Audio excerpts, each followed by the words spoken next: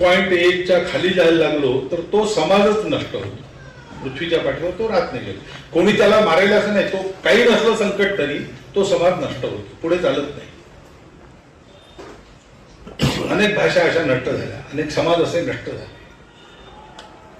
2.1 च्या खाली येताना आपल्या देशाची जनसंख्या नीती 1998 वगैरे मध्ये ठरली का 2002 मध्ये ठरली, साल माहिती आहे मला.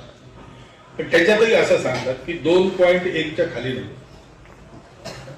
2.1 म्हणजे 0.1 तर माणूस जन्मत नाही ना कधी, 2 पेक्षा जास्ती पाहिजे, 3 पाहिजे कमीत कमी, तसं शास्त्र सांगतं.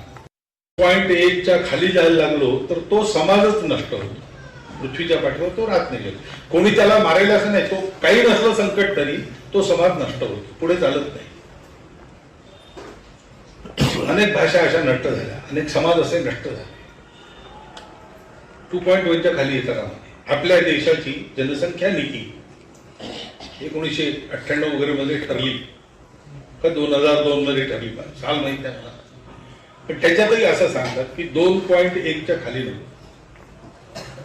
2.1 म्हणजे 0.1 तर माणूस जन्मत नाही ना कधी, 2 पेक्षा जास्ती पाहिजे, 3 पाहिजे कमीत कमी, तसं शास्त्र सांगतं.